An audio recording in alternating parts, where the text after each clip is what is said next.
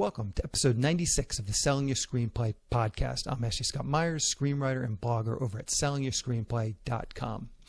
Today I'm interviewing Scott Morgan. Scott is a writer and producer. He's been working with Chinese production companies recently, and we talk about this emerging market for screenwriters. There's really a ton of opportunity for screenwriters in China right now, so you're not going to want to miss this episode. If you find this episode valuable, please help me out by giving me a review in iTunes or leaving a comment on YouTube or retweeting the podcast on Twitter or liking us on Facebook. These social media shares really do help spread word about the podcast, so they are very much appreciated. A couple of quick notes. Any websites or links that I mention in the podcast can be found on my blog in the show notes. I also publish a transcript with every episode in case you'd rather read the show or look at something later on. You can find all the podcast show notes at www.sellingyourscreenplay.com/podcast, and then just look for episode number 96. If you want my free guide, How to Sell a Screenplay in 5 Weeks, you can pick it up by going to sellingyourscreenplay.com/guide. It's completely free. You just put in your email address and I'll send you a new lesson once per week for 5 weeks along with a bunch of bonus lessons. I teach the whole process of how to sell your screenplay in that guide. How to write a professional logline and query letter, how to find agents, managers, and producers who are looking for material. It really is everything you need to know to sell your screenplay. And again, it's completely free. Just go to sellingyourscreenplay.com/guide. Quick few words about what I'm working on. I've been talking about this over the last few weeks on the podcast. I'm writing a comedy spoof script for a production company.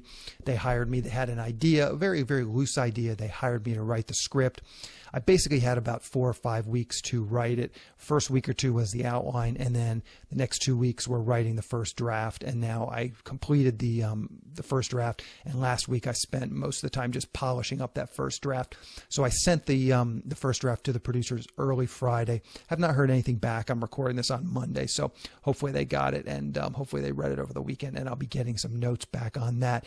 There'll definitely be some rewriting on the script. There always is. There'll probably be some just logistical things, some budgetary things, some cast things, depending on who they cast in it. But hopefully the lion's share of work is done. As I said, the first draft, I feel pretty good about it. I think it's pretty funny, and I think it stayed pretty true to what they were going for. As I said, they gave me kind of an outline, a very loose outline with some ideas, and I think I incorporated those pretty good. So hopefully the rewriting will be minimal, but you just never know until you get notes back from them. So hopefully I'll hear back from them this week, and then I'll get going on the rewrite on that. This is a little offbeat. It's not something I normally do, but I thought it might be interesting to just tell people something that I bought for my own workstation. I bought this stand-up desk. I had been kind of feeling like my stomach and lower back was feeling very just tired and strained from sitting so often. I've also been reading a lot of stuff that sitting is really bad for you. So I bought this stand-up desk. I'll link to it in the show notes, and I'm finding it really valuable. So if you spend a lot of time sitting, as most writers do, I've got this, as I said, I bought this stand-up desk, and it goes on your current desk, and then you press these two side levers and pull on it, and then it folds up, so it goes up and down, so you can sit at your desk, and then you can pull it up. It's not inexpensive. I think it was about $500 with shipping, so it's not inexpensive, but it's a well-engineered piece of equipment. It's very sturdy, and it really works very, very well. Like, it's a huge working surface, and then you pull on it, and as I said, it goes up, and then you can stand there and work. And I've actually found that I can do just about anything I can do standing up, and it's not really that much more difficult. It takes a little adjustment on the monitors, getting them in the right location, and the mouse and the keyboard and stuff, but it works pretty well. And so I've been spending a lot of time standing. The first week was a little rough. The back kind of hurts. You got to walk around. I spend a lot of time, especially in my creative writing time, I spend a lot of time actually walking around, and this actually makes it very easy because I can kind of walk, and then I just walk up to my desk. I don't have to sit down and start writing. I can just walk up to my desk, type a little bit, walk away from it, and walk back. So I've been enjoying this. I thought I would mention it on the podcast just to see if maybe it would help some other people too. As I said, it's a well-engineered machine that really works very, very well. It does exactly what it says. So I'll link to it in the show notes. If you spend a lot of time sitting down, you definitely might want to consider this. So now let's get into the main segment. Today I'm interviewing Scott Morgan. Here is the interview. Welcome, Scott, to the Selling Your Screenplay podcast. I really appreciate you coming on the show. I'm glad to be here. It's a first. Thank you very much. So to start out, I wonder if you could just give us a quick overview of your career in the entertainment industry, kind of where you got started and kind of how you got to where you are today. Well, I came over here as a model and a commercial actor and was on a series on some small bits for the first year being here and did some stunts. And let's back up a little bit. Take us back even before that, because we're just getting into this cold, so people might not even know that you're talking about China as an actor. So literally take us back to sort of the beginning of your journey in the entertainment industry. Well, believe it or not, before that I was a chef. I was always involved with something creative, and I ended up being called in to do some modeling, and that led to acting. I found out, due to my high-speed driving as a youth, I was better at stunts. But all this time, I was fascinated with being on the other side of the camera. So while I was stunt doubling on The Outsiders and some other shows, I was writing screenplays back when you'd almost be on the set with a typewriter, and going back pretty far ago. But this is how I got started. This will be funny. Uh-huh. I was trying to date a girl on the set that was really cute, and I had been writing a screenplay, and she said, "Would you give me a copy?" And I did. I didn't know that she was Heather Locklear's roommate. She reads it on Thursday. Heather reads it on Friday. She secretly is seeing the head of development at Universal. He reads it over the weekend. On Monday, I get a call saying, "We want your screenplay."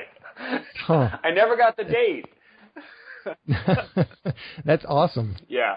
It was called 86 Restaurants, and it was like the producers, a restaurant designed to fail in order to bilk the investors out of all their money, and everything they do to make it a failure just makes it more of a hit. But I didn't know anything about structure, and I was immediately represented by the Swanson agency, and they said, "You've never read or written a screenplay, have you?" I said, "No." I said, "You're funny, but you know what? Study. We'll help you." And right away, I started to get in with my very next screenplay. That went over to Silver Pictures, and to my total surprise, Tom Strickler, who was then at CAA, when I did a mass, like maybe 20, I sent a script out to 20 agents, not knowing how important he was, and he literally calls me 2 weeks later saying, "I can't represent you, but hang in there, you're talented, and good luck, I'll see you in the future." And that was really cool. Yeah. So then, over these years, when I went hot and cold, and screenwriters out there in the audience, you make it big one year, and the next year you're broke sometimes. And that happened to me, and you got to just love writing. And I was helping orphan children in China and Vietnam and Thailand for 16 years at Christmas time for 2 or 3 weeks, and so I got to know the cultures. Now, I was way ahead of the curve, realizing China was going to dominate the market when I ran into a friend of mine that was rebuilding theaters there and said, "Look, this is going to overwhelm the United States." So about 3 years ago, I started to say, you know what, I'm going to prepare for China as an emerging market. And 2 years ago, I started to accumulate some of the best works I'd come across that sometimes a producer would call me and say, "We've read something, it isn't executed well. If you did a rewrite and worked with this guy, I think it's a valuable comedy piece or action piece." And I said I would do it as long as I could sit on it until I went to China. So when I went over there, I not only was aware of the culture and had many different screenplays or TV shows to present to them and explain why they would be good investments, but they also would say, "Look, this guy's been coming here for 15 years helping our kids, and he never asked for anything. He's not the typical Hollywood guy. Let's really listen to him." And luckily, Barry London and some other people, some great mentors, which unfortunately are not around for any of you emerging screenwriters, but I was mentored by Freddie Fields, multiple Academy Award winner, Jerome Hellman, Midnight Cowboy, Glory, American Gigolo, and then Barry London as the head of Paramount taught me many things about running a studio and what really happens in decision-making for marketability of a script. Yeah. Okay, so let's kind of dive in. So to China as a market. So you get over there, and did you already have some connections? You had a pile of scripts, it sounds like. Did you have connections? Did you start to get these movies optioned and sold and produced? Well, no, because I already knew that it doesn't really work like that over there. I did have some connections, and I had people so that when I made my essentially cold call approach to the studios, I'd say, "Please talk to this person. He's influential. You might know him, but he'll tell you a little bit of my background, and if you want to see me tomorrow, you will." So I literally would walk up to the head of their studios, which many times are protected by China military people, and just say, can you please call somebody that speaks some English? And I would say, I have an envelope to leave you. That's all I ask. And if you feel like talking to me, call me tomorrow. And they would always call me the next day. And I got in and I said, let me just listen to how happy you are. Instead of saying this hard sell of, I've got what you need, spend a lot of money with me, say, how can I help you, China, achieve your goals amid a little bit of a complicated system with the Chinese government involved? But there are great responsibilities the Chinese government has, so I love them for this. And because I was taking a different orientation and could laugh with them in their own language sometimes, they just warmed up to me and they said, you know what? Let me listen to what you're saying a second time. I think there's something for us to learn. And it really started with me giving away knowledge for 3 or 4 months. And then take us through. So what was sort of the first success in China? Well, the first success were actually a lot of billionaires and 100 millionaires had sunk money into films, and word started to spread I was in Shanghai. And I would be called into these amazing offices that looked like the office of Die Hard with 20 times more art and giant vaults and everything like that. And they'd say, well, we don't want to tell anybody out there in the real world, but we made some investments in American movies, but we're kind of confused because they're not going anywhere. And I would look at them, and sometimes they even knew the producers in the United States, and I can't say any names, but I said, oh, well, let me tell you that 6 months before you bought it, word was out on the street that this, this was a problematic movie or too many players were involved. Let me tell you how to get out of it. So I had to earn some of their respect by giving away knowledge. And then I had many offers to work for them as a consultant and writer to rewrite some scripts for them. But I was really off on setting up my own studio in China, so I withheld that. What I was really looking for was the distribution deal agreements, to be able to call somebody up and say, I'm coming in 4 days, I'd like to talk to you about this film to release. Now that I understood there are limitations on distribution, government limitations, not so much financial, and also understood other things about their company, they said, you understand us now. Anytime you have something that fits our model, come up, we'll distribute it, and that's really my greatest gain. I have that with 3 studios there. Okay, so let's talk about that. What is their model and what kind of product are they looking for? Excellent question. And people don't ask that often enough. It's kind of like trying to pound a square peg through a round hole. First, think of the China market is driven by their demographic of young people into gaming and people that kind of want to be uplifted. And you have to understand that the ticket sales in China are also generated by the fact that Alibaba and Tencent are subsidizing 8 out of every $10 of a movie ticket, provided you buy it on their site, because they find that followers then spend money on other products. So you say, all right, what we're really trying to please is Tencent and Alibaba that need to increase the value of their stock. And this is driven by people that will also do streaming. So let's keep it high energy, comedy action, comedy that translates universally, which means not too much dialogue, and your hardcore hitting action that does not have anything that offends the Chinese government, because they're walking a tightrope now to protect their people. So let's say you have a Hangover. Great. Fast and Furious, great. But you understand once you've been over there why some of the hits over here, like, even Tomorrowland, fall flat. They just don't have the mind that understands utopia. So, if I were to say to a production company or a screenwriter, first of all, recognize the people you're trying to appeal to.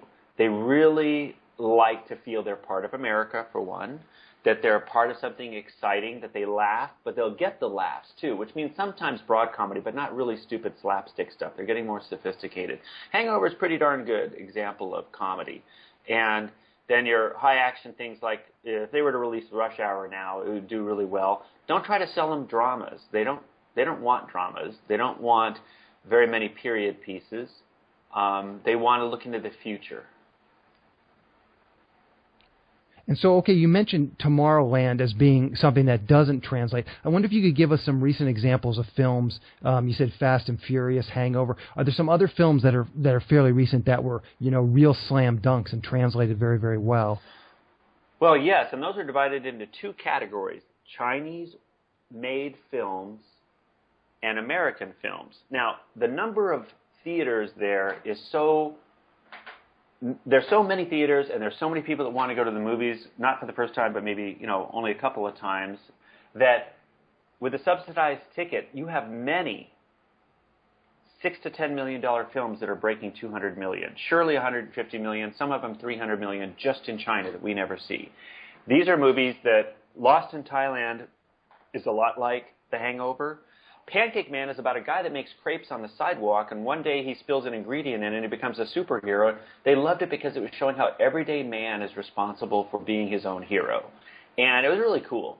But when you can get a $10 million film to make $300 million against the $370 million or so, the last tally I haven't read, for Fast and Furious, you're starting to realize that they're really drawn to something that gives them a dose of refreshing chance for hope and dreams, really.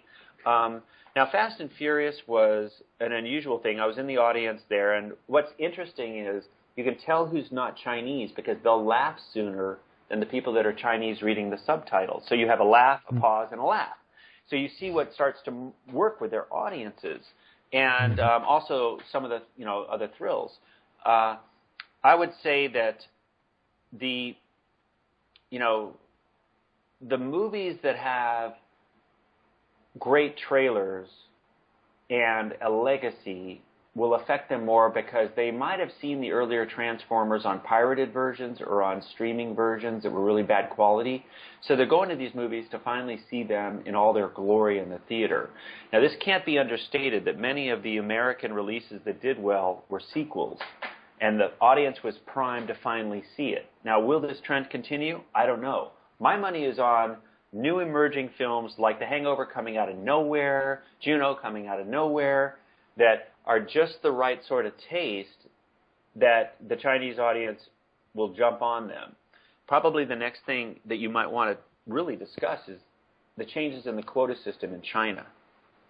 Let's dig in. Let me touch on a couple things that Sure. you just made. So you just said, just to get some clarification. So you mentioned this movie about a guy on the street making crepes, and he puts something in the crepes and becomes a superhero. I mean, that's not a movie that I've heard of. Is that a Chinese movie? Was it an American-made movie? Get this. It was a graphic novel that had about 6 editions called Pancake Man. And the people just ate it up, and that's pun intended, because they said, this could be me. I see pancake guys. They call them pancake guys. And so it was somebody they see every day. There were a lot of street jokes and stuff. And then the people said, all right, we're going to bet on this comic book. Now, I'm going to give you some USA relevance to this. I'm in Rickey Holding Company, spelled R-I-C-C-I. They had just made a big offer on one of my films. They ended up losing out because a bigger offer was made by somebody in Hollywood. But they were celebrating that day, and they said, we got to tell you what we did. And what's that? Said, well, Rickey Holding Company is secretly the one that, well, not so secretly, they fund all the Marvel movies.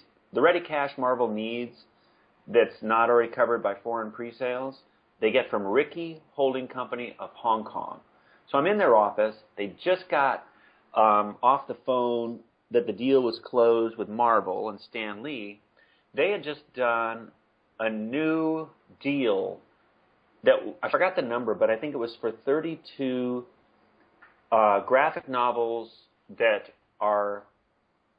come from China or are China-oriented or are Marvel superheroes that maybe they were in comic books and they did okay. And they're going to test them out in streaming. They're going to spend hundreds of millions of dollars to develop, let's say, a 15-minute streaming short on a superhero. Then they're going to send it out over China on Tencent, see which one gets the most hits, just like American Idol, and produce that movie with a 50-50 partnership on funding between Rickey and Marvel. This gives Rickey the first chance to own 50% of a copyright. Now, what does this mean to your readers and listeners as a screenwriter? If you're going to write a screenplay and you have your eyes set on China, think about possibly hiring somebody to convert it into a graphic novel also. They get graphic novels. China, Japan, they get graphic novels. Of course, China being kind of the originator of them. Not China, but Japan.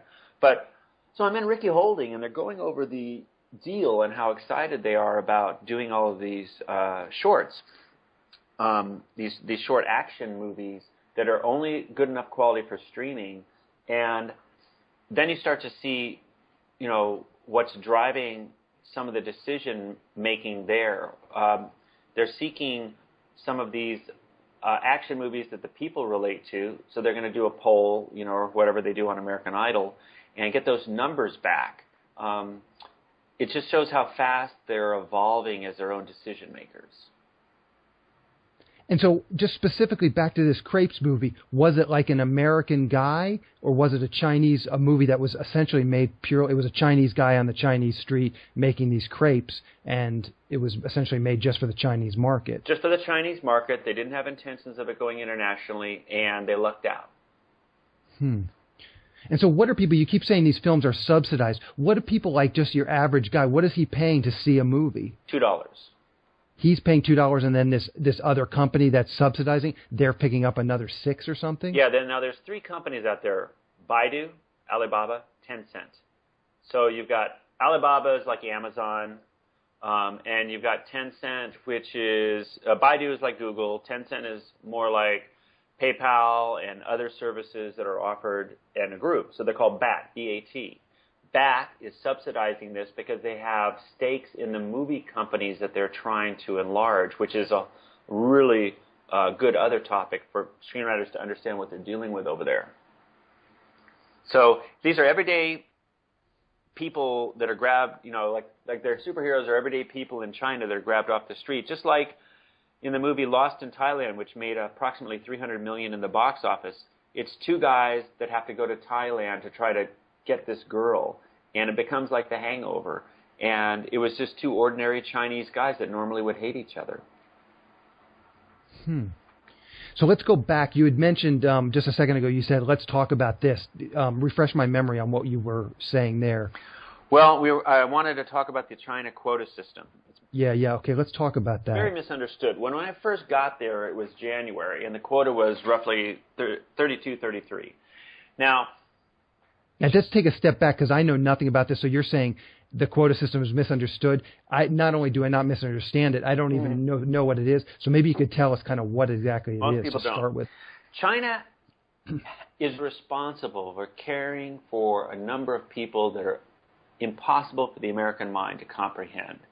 They need to make sure they all get fed, that there's order for the people, but they also are aware that they want to transition into a Western lifestyle.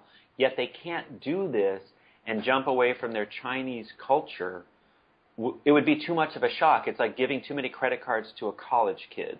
So they have to carefully balance the introduction of Western entertainment, which many times can offer ideas to the Chinese youth that are rebellious. Now, rebellion and challenging the establishment is okay if you're a little bit aware of really what it is you're imbibing in. But when you are 16 and drinking your first fifth of scotch, you're going to get really drunk and sick. And, these people that go too far into movies, they have to protect China from the effect of too much Western influence.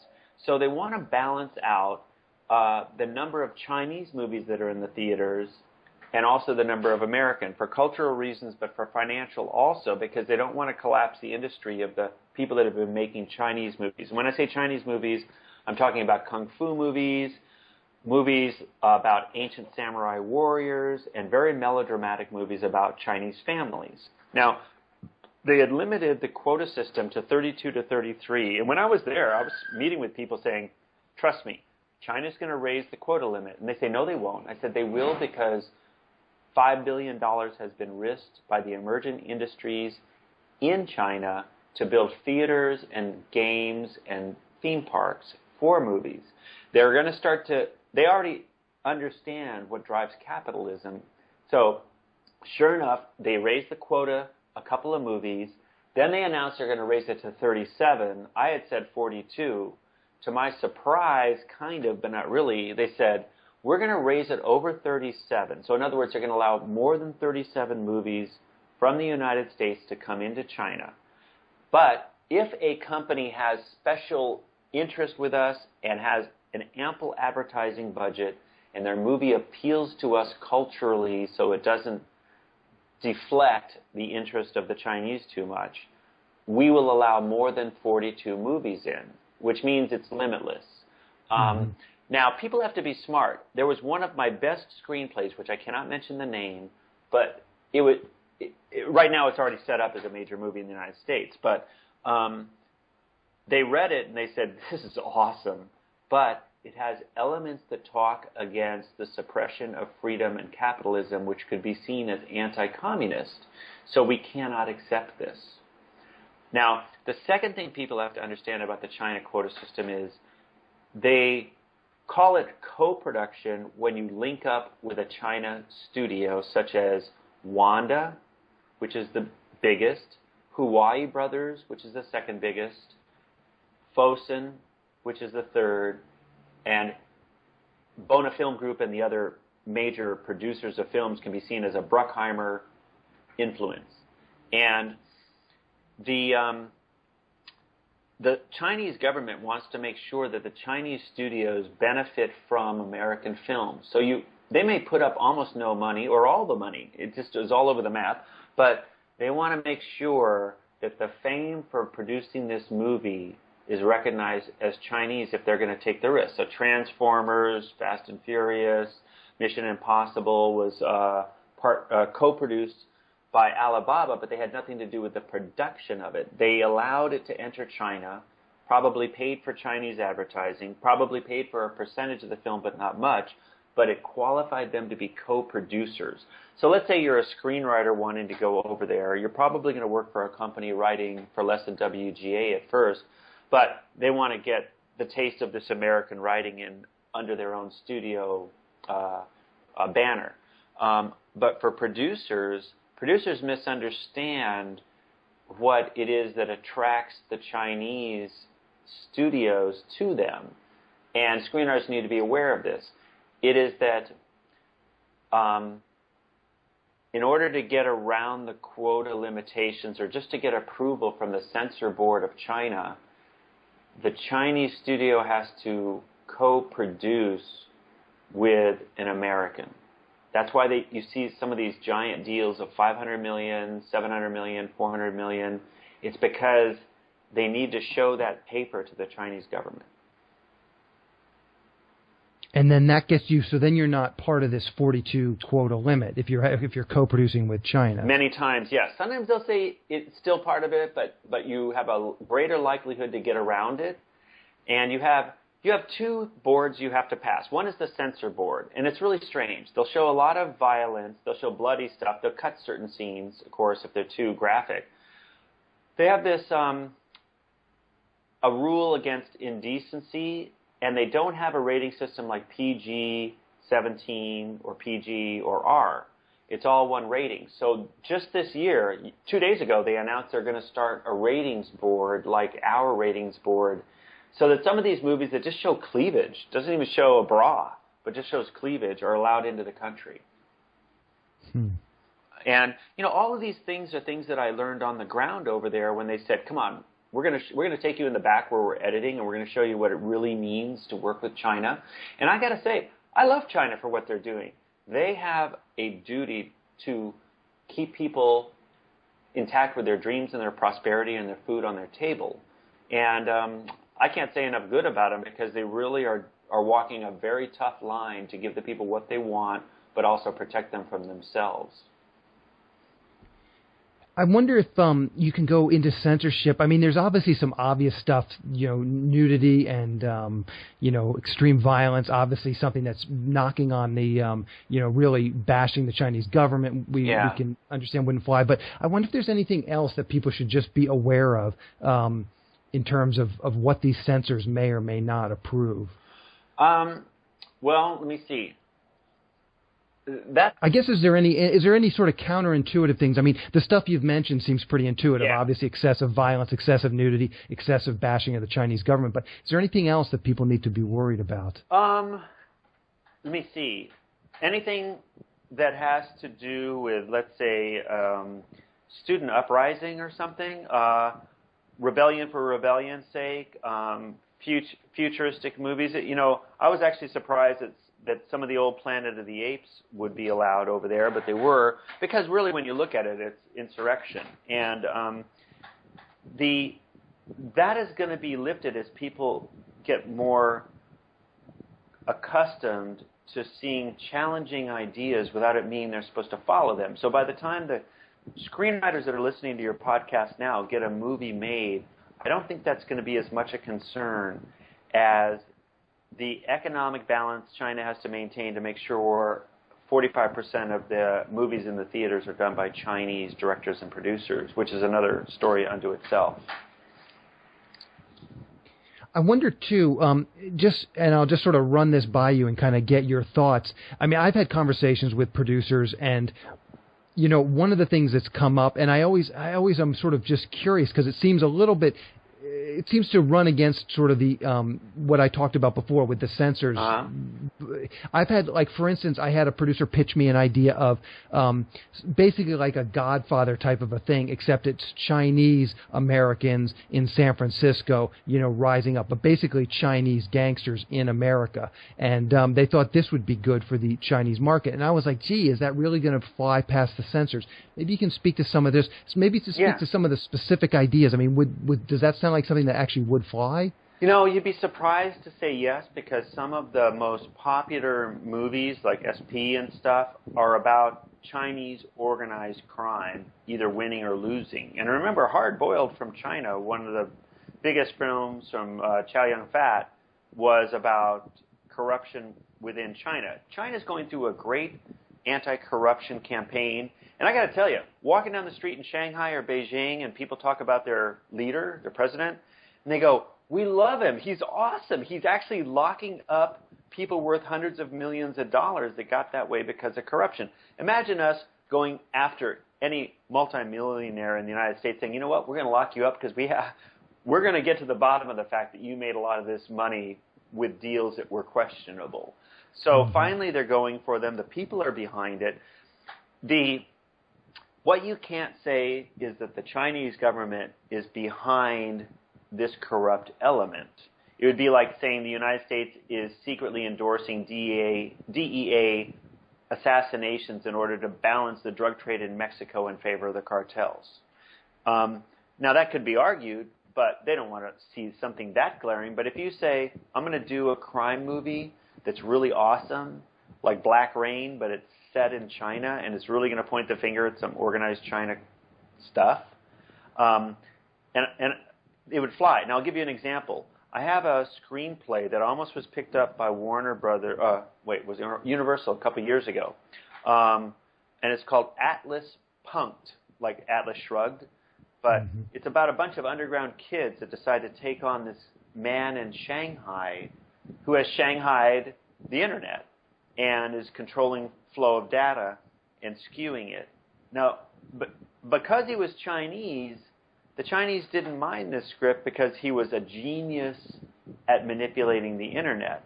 But if I had made him a totally bad, worthless thug, they probably could have said, you know, there's nothing endearing about Chinese mentality here. So it's funny what they would accept, but they'll accept that one. I wonder if you can give us some other examples of sort of stories that you've seen work, scripts that you've seen that pass the censors, some just ideas for screenwriters who are maybe thinking about trying to write for this market. Well, for screenplay writers trying to write for that market, aside from just common sense, you don't want to do an ultra-sexual movie. You're not going to do a slasher movie and make it pass, but you can do a suspense. They're really big on movies like Paranormal Activity or The Eye. The Eye started in Japan. The Ring started in Japan, and they used to get them in bootleg quantities, and they did pretty good. When I was in Singapore in the theaters, they were showing Chinese-made versions of movies like Paranormal Activity. Now, would I suggest to screenwriters to rush into the paranormal subgenre of horror? No. The market's got too many of them. Believe it or not, China studios like to see slight variations on very popular American movies that might be considered too close to an existing storyline of a hit movie, that American studios would walk away from saying, no, that's too much like The Ring. But China would say, it's like The Ring. We'll take it. It's gonna, you know. Now, I'm going to talk a little bit about the way decisions are made in China studios that most people don't understand. I would walk into these offices. It didn't matter if it was a studio or a billionaire company that was making movies for the studio. And almost within 10 minutes, they would all say, look, we can't make American movies and we can't write like Americans because a lot of our creative time wasn't free for us in the earlier years of China. This is new to us. In other words, what we would like to do is we can follow examples and we can reproduce examples. We can mimic examples, but we don't know how to build a movie on our own or build a story on our own that has the timing of American movies. Therefore, we are going to watch you for 5 years and then we'll start to make our own products, which is really what they're doing right now. When they make their partnerships with the United States that are 3 years long, they have squads of people that are watching, learning, and they will mimic the timing and the story structure. Now, if they can go ahead and actually write screenplays that are as engaging as ours is another question. So American screenwriters should realize if they write a movie close to an existing hit, whether it's Fast and Furious or not, they actually could get into the Chinese market for their theaters easier than the American ones because they don't really look at it like, oh, this is kind of like a knockoff of Fast and Furious. And a lot of times in the United States, where do those end up? On television, you know? So you can look at current examples, but then again, you know, I'm a screenwriter myself. Most of the time, screenwriters are motivated by what in their heart they think is their own idea. You want to be smart and write a movie that's going to be marketable, but do you necessarily want to cater to the micro ideas of Chinese decision makers? Probably not, because you'd be writing too much, constantly thinking about what's going to pass them rather than what's good writing. Mm-hmm. I wonder if, and as I said, I've been hearing this just in my own dialogue with producers as a screenwriter now. It's been several years. I've been hearing China is an emerging market. There's lots of, I hear a lot of the producers I talk to are getting funding from there. And I haven't quite wrapped my head around, like, as a screenwriter, what can I do? I mean, should I move over there or take a trip over there? Can I email the producer? Like you mentioned this Ricky Holding company. You mentioned a whole bunch of these big Chinese studios.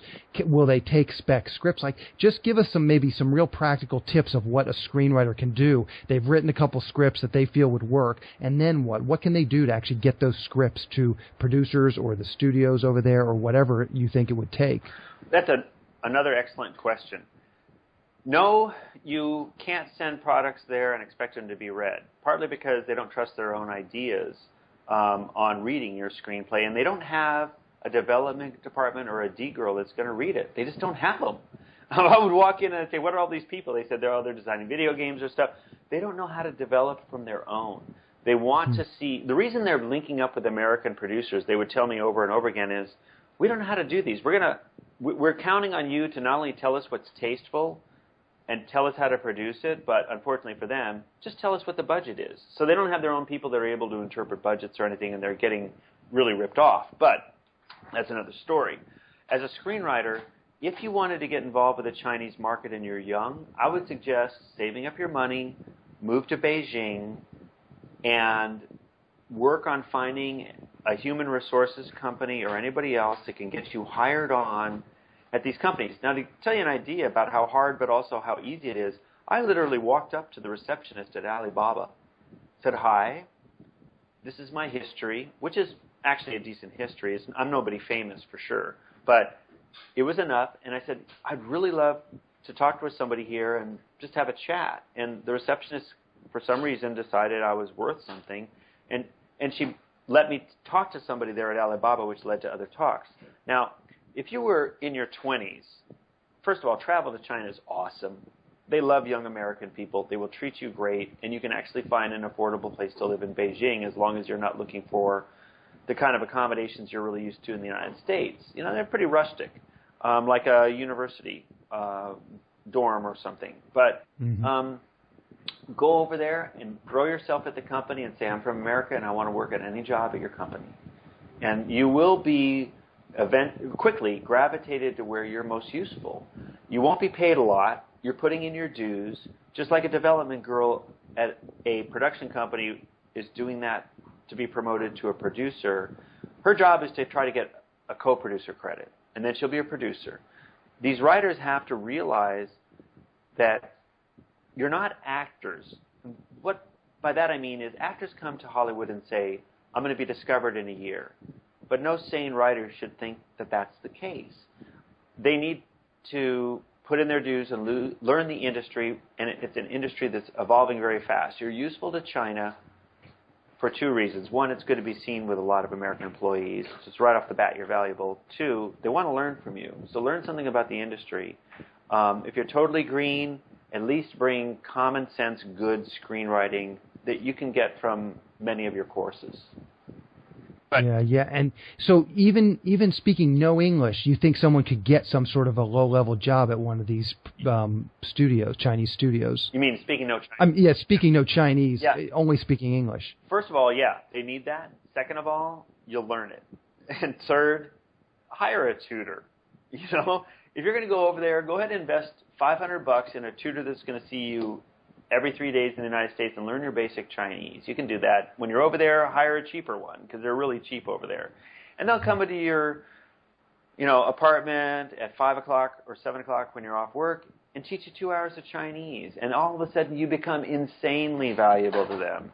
And it really is a great way to do this. But the people you're talking, even your new screenwriters out of college, the knowledge you have of editing, of story structure, of great filmmakers it's just not in their arsenal yet. They need you, but you're going to do 2 years basically in boot camp. And you're going to work really hard, but you're going to be somebody. To give you an idea, Mr. Wang, Mr. Wang, who runs Alibaba, Mr. Zhang, has another Zhang who went to Princeton, graduated, worked for a year and a half at Focus Features, went over to China. He's now second in command at Alibaba Picture Group. Huh. Wow. That would happen so fast. It happened in like 3 years. Mm-hmm. And so there's no problem with green cards, just picking up, going over there. Do you have to leave the country every so often? What's the sort of the legal status of working there? If you're going to go over there as a tourist, which is what I recommended first, they'll hire you and help you get into their company, and then they'll probably send you out of the country to come back as a business employee. But just go over there as a tourist, get to know them, go to the universities in China or Hong Kong, but mainly Beijing, that specialize that have a film school, and be bold. Come up and say, I graduated from USC, or I'm in Hollywood for a couple of years. I want to take a class, but I also want to talk to your classes. So go over there with a few $1,000 so you can go ahead and do that, and you will become your American icon for that, and you'll get ahead. But you can't be reclusive. You can't be reticent. You have to be a self-starter. You have to be a little bit brave, and you'll become of value. Yeah. And do you think, like, as an example, do these producers or the people, I guess, that maybe the Chinese people that work for these large Chinese studios, do they show up at places like AFM? Like maybe you could potentially meet them, especially if you spoke a little bit of Chinese, maybe you could potentially go down to AFM and strike up conversations with them. That's a terrific idea, and what I would recommend is saying, I'm already planning to come to China. I would love to come to your company, and I'll work in any position you give me. I'll work and do anything for you. I'm learning more about China, and I respect them, and I will learn as fast as I can to be an asset. Just let me come to China. And you just have to throw yourself at them like that and say, I want to get in contact with you. And one thing you have to remember, this is really funny. I'm glad I remembered it. You have to stay on them. They don't return calls and emails as regularly as they do in the United States. Stay on them. And then be bold enough to be able to fly over there. Shoot, you can fly over there for a $1,000 round-trip ticket. Spend a couple weeks. Show up at their place. Hey, it's me. But if you do that, you'll be like the one girl at a Super Bowl party. It's like everybody wants to talk to you. It's funny. Yeah.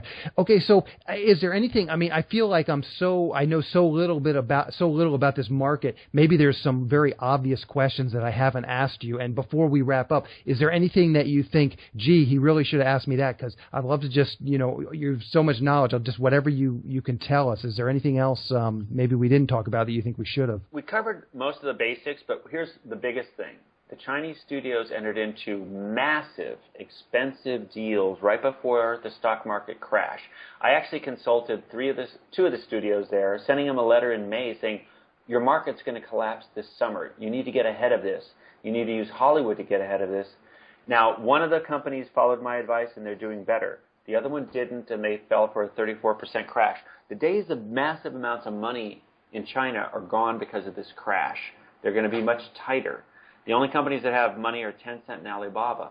Now, knowing that, your producers that listen who are trying to go over there and your screenwriters that want to write for them should understand that this gravy train is over, and they're also going to start to realize their deals are bad, and they're going to start to get a bad taste in their mouth, and they're going to become more picky.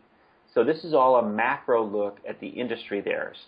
Producers in the United States, if they were to talk to me, they would come out much more a winner in understanding what has changed in the last 9 months. But when you've got $1.5 billion deals with Lionsgate, and then the owner of Lionsgate selling 45% of his stock 4 months later, what does that tell you? The same thing I told the studios. Lionsgate was never in the business of finding material.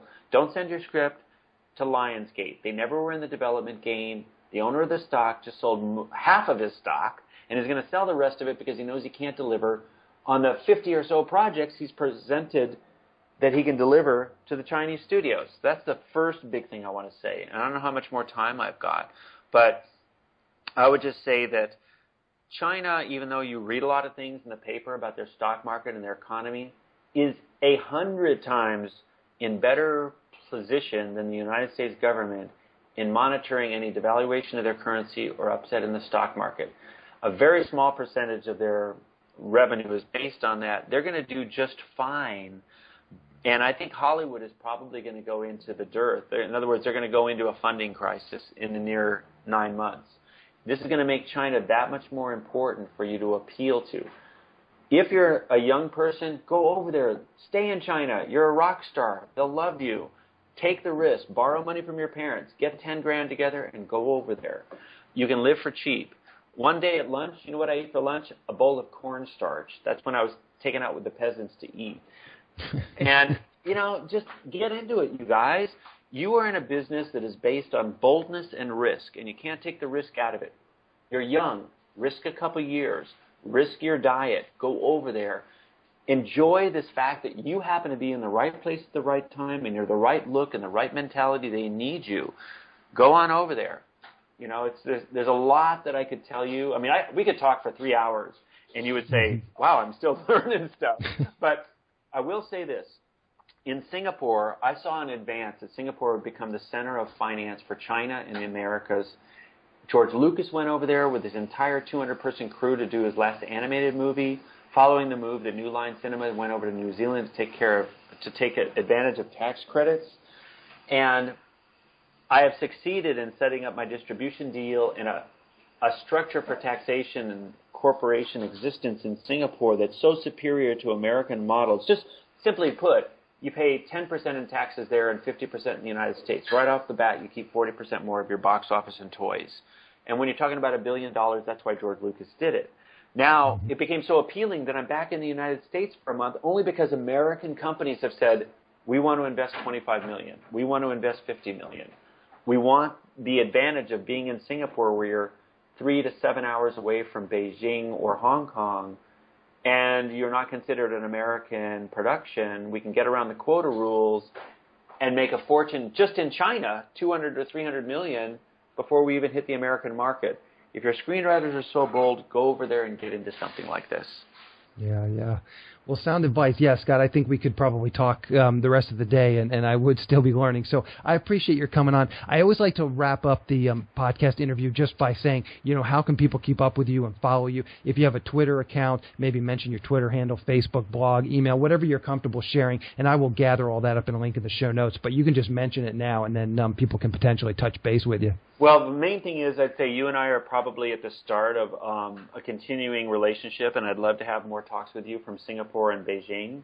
Yeah, absolutely. Aside from that, I have a website that is being restructured now in the wake of some of my bigger screenplay sales over there, and it is called FulcrumFilmsTV.com. So I'll spell that, FulcrumFilmsTV.com, Fulcrum Films TV. And they can go to that website and find out how to get in touch with me, but it's scott@fulcrumfilmstv.com or sitcom.director@gmail.com. They can email me in either case and keep up with me. But what I want to do is I want to send you some information, and maybe you can post little things wherever you can. Yeah, no, for sure. I'm happy to do it. So, well, Scott, again, I appreciate your taking time out to talk to me, and we'll definitely stay in touch, and I'll definitely put all these links, and hopefully some people that want to contact you will get in touch. That's great, and also you should see some announcements in the trades in about 3 to 4 weeks, which is right about when this podcast comes out, about 2 slates of 3 films and 1 TV show each. So that's 6 films and 2 TV shows that are going to be funded out of Singapore and China. Perfect. So once again, Scott, thank you for coming on and talking with me. All right. Awesome, Ash. Talk to you later. Thank you. Take it easy. Bye. A quick plug for the SYS Screenwriting Analysis Service. It's a really economical way to get a high-quality professional evaluation on your screenplay. When you buy our 3-pack, you get evaluations at just $67 per script for feature films and just $55 for teleplays. All the readers have professional experience reading for studios, production companies, contests, and agencies. You can read a short bio on each reader on our website, and then you can pick the reader who you think is the best fit for your script. Turnaround time is usually just a few days, but rarely more than a week. The readers will evaluate your script on 6 key factors: concept, characters, structure, marketability, tone, and overall craft, which includes formatting, spelling, and grammar. Every script will get a grade of pass, consider, or recommend, which should help you roughly understand where your script might rank if you were to submit it to a production company or agency. We provide analysis on features and television scripts. We also do proofreading without any analysis. We will also look at a treatment or outline and give you the same analysis on it. So if you're looking to vet some of your project ideas, this is a great way to do it. We will also write a logline and synopsis for you. You can add this service to the analysis, or you can simply buy it as a standalone product. As a bonus, if your script gets a recommend from a reader, you get a free email and fax blast to my list of industry contacts. This is the exact same blast service I use myself to promote my own scripts, and it's the same service that I sell on the website. It's a great way to get your script into the hands of thousands of producers who are looking for material. So if you want a professional evaluation of your screenplay at a very reasonable price, check out sellingyourscreenplay.com/consultants. Again, that's sellingyourscreenplay.com/consultants. In the next episode of the podcast, I'm going to be interviewing Gustavo Cooper, who recently wrote a horror thriller film called June. It's another great example of a low-budget genre film. We dig into the details of how he got this film made and how he launched his career as a writer and director. So keep an eye out for that episode next week. To wrap things up, I just want to touch on a few things that Scott talked about. One of the things that I think, one of the follow-up questions that I wish I had asked him is, what can you do if you are not in a position to move to China? Because frankly, that's the position that I am in. I have 2 kids, I have a house here in Southern California, so I can't pack up and move to China and get a job with a production company in China. But I still think there's a lot of opportunity for people like me and others listening to this podcast who can't necessarily move to China. I think you definitely want to keep your eye open. One of the things I did a few months ago was I started to read books on various Chinese-American topics. For instance, there was a book on the Chinese-American mafia that took hold in San Francisco in the early 1900s. That was a book that I started to read. So there's topics like that that have cross-cultural appeal. And I think just finding just stories, interesting stories, and just reading about them and kind of getting immersed in that world can be helpful. Another big thing that I think would definitely be worth thinking about, and I've mentioned this on the podcast several times, if you get Ink Tips weekly newsletter of leads, it's a paid service, but it's very, very valuable. I've talked about it a lot on the podcast. Or if you get the leads that I send out through SYS Select, quite often in these Ink Tip leads and the leads that I'm sending out through SYS Select, quite often you will see leads from production companies looking for stories that are going to be funded by a Chinese production company.